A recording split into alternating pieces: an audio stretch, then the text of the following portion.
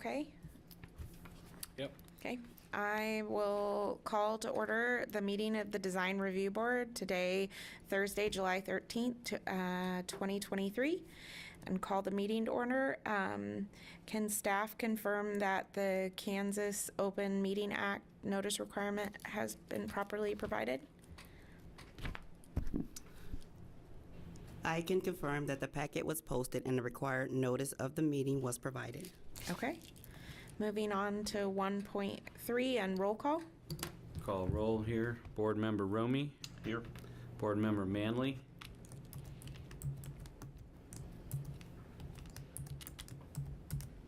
I think you're on mute, He was gonna, Andrew. okay. Board Member Martins. Andrew Manley is here. Okay. Board Member Noonan. Chair Kitchen. Present. Okay, we have a quorum of 4 for today's meeting, and we have provided proper notice of today's meeting, so we can move ahead with today's agenda. Okay. Moving on to 2.1, approval of the minutes from the May 11th, 2023 regular meeting. Are there any comments? If none, I would entertain a motion to approve. I'll move we approve the minutes as presented. Yep, I I'll second it. second, Andrew. Okay, it's been moved and seconded. Any further any discussion? Okay, all those in favor? Aye. Aye. Opposed? Okay. Moving on to new business and public hearing item, item 3.1. Thank you, Madam Chair. We have a public hearing scheduled for today on application Certificate of Compatibility Application 23-8. That's been filed by Greg Bankston on behalf of Clark, Mize, and Linville Chartered. And they are requesting a certificate of compatibility to allow modifications to be made to the exterior of a building that's located on the east side of South 8th Street, south of Iron. And specifically, the exterior modification is exterior painting, and the address of the subject property is 129 South 8th Street. And in your packets, you've got a summary from a painting contractor that goes into greater detail that summarizes the application and the plan in terms of painting the exterior of the building. But just for background and informational purposes, we've traced the origin of this building back to the 1930s. Our records show that the law office of Clark, Mize, and Linville Charter moved into the building in 1970. The exterior of the building was renovated at that time, and it appears nothing since. That renovation from 1970 created a masonry exterior consisting of stucco with a gravel aggregate surface, and there's also a slate tile mansard roof that was placed on the building at that time. In 1984, there was a 40-foot deep addition that was constructed onto the east facade of the building to create additional office space. And so there is a rear entrance to the building located at the southeast corner of the structure that connects to that addition. As you can see, the law office is centered on the west facade of the building with an alcove facing 8th Street. The west and south facades are punctuated by tall, narrow inset windows. And so the roof material there is not original. It was replaced in 2001 with a synthetic slate product that was similar in profile and appearance to the original. So about 4 years ago in 2019, this board reviewed an application filed by Clark, Mize, and Linville that had 2 components. One component was a proposal to alter the front or west facade of the building, and the second component was an enhancement to the streetscape project. So if you could go back to the elevations a second, Dustin. So this was presented at the time that the existing elevations are at the bottom, and then this was proposed to get more natural light in from the west to create a second set of windows and to create a new front door entrance that was not solid wood, again, to allow more light to pass, natural light to pass through into the reception area. So that was one elevation that was reviewed. And then if you want to go to the today photograph, Dustin, that was the before, and this is the current. So this proposal to modify the streetscape was also presented to the board in June of 2019, and the board approved both components of the project, and the city commission, through a license agreement, allowed the placement of those aesthetic improvements in the 8th Street public right-of-way. And you can see that the recessed parking that was out there was eliminated, and so we've got landscape planters out there protected by raised curbs and some plantings, and we now have curbside parking instead of inset parking, but we still have a 6-foot path of travel along the front of the building. Those plans were reviewed and approved by the City Commission on October 7th, 2019. So now we go to the present proposal, which is to provide an exterior painting of the exterior of the building, and the plan is to utilize a light gray paint on the main stucco part of the building, using dark gray trim to match the dark gray and slate pattern shingles that are above. Those shingles will remain in place, and so it'll be the trim, the fascia, the soffit that will have the darker gray paint. So one of the things in the design guidelines state that unless necessary to protect the surface, masonry should be left unpainted.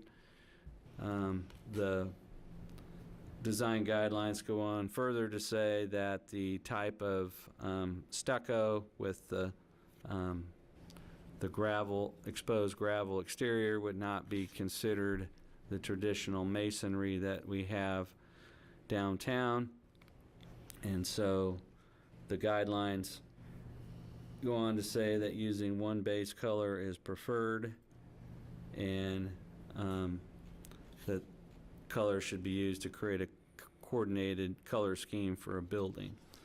And so from our reading of the plans, we think this is encouraged by the design guidelines, and the stucco, again with the exposed aggregate surface, would not be considered an original masonry exterior where painting or covered up is discouraged. And the building owner has identified a need due to deterioration to protect the exterior from further deterioration through painting. And again, the color scheme is predominantly one base color, a light gray with a complementary dark gray trim to match the existing slate shingles on the roof. So we have reviewed this, and we've come up with findings on page 6 of your report, and we don't believe that these changes will remove or damage any significant character-defining features. We are not painting an original masonry building exterior. Whatever original masonry there might have been was covered up with stucco in 1970. We have one base color being proposed. The accent trim is related to the overall color of the building, and we believe the paint color is complementary to and compatible with the color of the existing shingles. So after any questions or comments that you have this afternoon, your options would be to approve the certificate of compatibility, finding that the exterior painting will conform to the design guidelines for downtown Salina. You could approve a certificate of compatibility subject to any conditions approved by a majority of board members. You could postpone consideration of today's application to a future meeting date and indicate what additional information you'd like to receive, or you could deny the application as presented. So following your review of the application and any additional information that we presented to you today, our recommendation would be to go with option 2, which would approve the changes with the following conditions. The first one, just if there were any significant changes to what's been approved today, that staff would be notified and we would have an opportunity to determine whether additional review by this board is needed. And 2, there is just a placeholder in case there were any other conditions or revisions to the plans that the board deems appropriate. So our only recommended condition is condition 1. However, you have the discretion to add any additional conditions or revisions to the plans that you see fit. We did want to clarify for the board and for staff the building owner's intention about the facade change that was proposed in 2019 about adding windows and redoing the front entrance door, just to get clarification whether that's still a pending project or whether that a decision's been made not to pursue that. So we'll try to get that clarified this afternoon. But we'd be open to any questions about our presentation or the packet. Okay. Does any of the board have questions for staff? Nope. Okay. If we could hear from the applicant and maybe answer staff's question. Yeah. Thank you, Madam Chair, members of the board. My name is Greg Binkson. I am here today in my role as president of our law firm, Clark Mize in Linville. Appreciate the staff workup of the report and appreciate your consideration this afternoon. As for the earlier project approval, the addition of the 2 windows was, as described by Mr. Andrew, both for light, but also was a byproduct of an interior plan that we had to open up the front entrance and waiting area in our office. The contract for that work was literally on my desk when we were hit with the COVID experience. And frankly, those semi-enclosed, separated waiting areas don't look so bad anymore. In fact, I would expect they will remain in place until we've all forgotten about the COVID experience, or hopefully have that opportunity. For now, we anticipate keeping those in place, and as a result, do not have plans presently for those additional windows on the front facade. As you can see from the photographs, we did complete the planting areas in the right-of-way. That project also enabled us to, as you might imagine, as you could probably also see from the picture, that the drainage system there, the storm drainage system, was somewhat of a hazard, frankly. And that transition to those planting areas enabled us to install appropriate ramps for persons coming from the street parking. So that was the other aspect of that project. Oh, and as to the door, we anticipate at this point with this current project that the door would be painted in the same color. At this point is anticipated as being the same as the trim color. I suppose it's theoretically possible when that work is done that it would be good to possibly have the option of an accent color on that door. I don't know, I hadn't spoken with Mr. Andrew as to whether that would be something you could delegate to staff in terms of reviewing that sort of question or not. But I would have to say that that hadn't been conclusively determined, as we have just recently been able to identify the color options. The other point of explanation that I might make, obviously we appreciate when Salinans utilize local professional service providers, being just that ourselves. Having spoken with this Luke Cush painting company that you saw, being from Kansas City, our familiarity was with them was a result of their work in refurbishing commercial structures, and particularly associated with projects that they had completed for the airport authority. And this combination was uniquely and literally from top to bottom, all the way from replacement of some of those matching synthetic shingles that you saw in the picture, to replacing the nails in the fascia and reworking the soffit, replacing the trim, the wood trim around the window portion.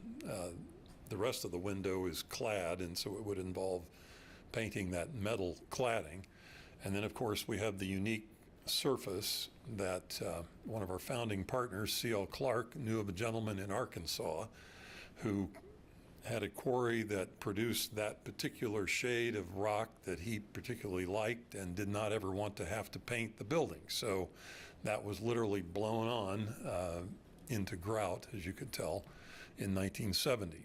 Well, we are experiencing, there was the expansion joints need some reworking, and there's some work that needs to be done, just some small cracking in that grout material. It came to the point where we felt like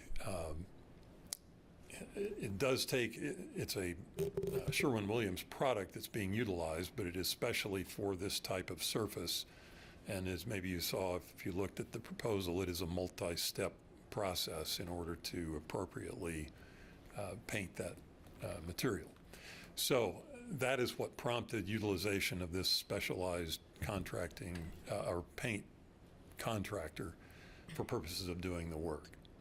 So with that, I'd be happy to answer any other questions that the board might have. Do you have any questions? Okay, do any board members have any further questions? Or any questions, I guess?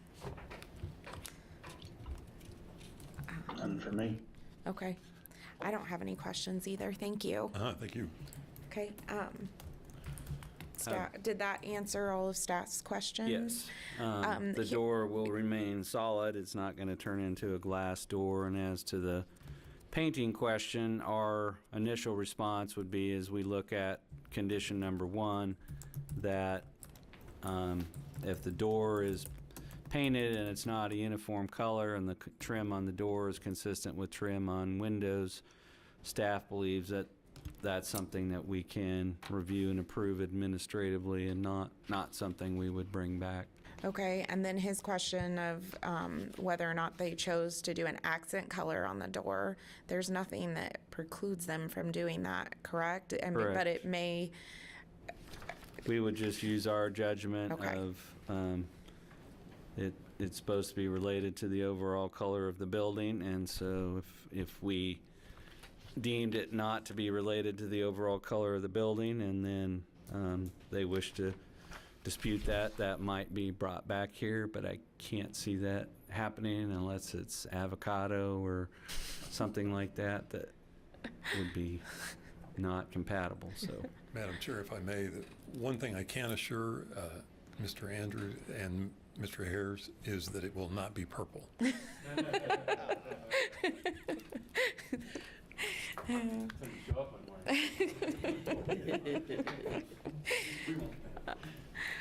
Okay, if there aren't any other questions or comments, I would entertain a motion on this item.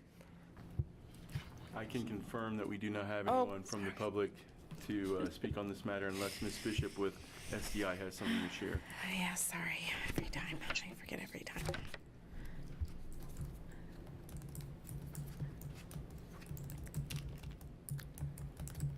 So,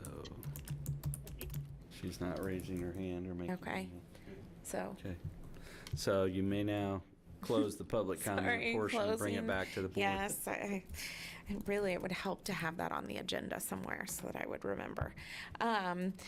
Okay, so if anyone would like to make a motion on this.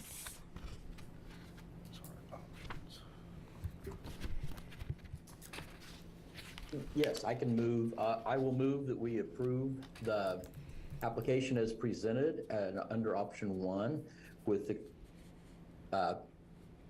if there's any significant changes to the proposed renovations of the building, then it comes back to be reviewed by the administration department to see if it needs to come before the board again. I'd second that. Okay, it's been moved and seconded to approve 3.1 with the condition.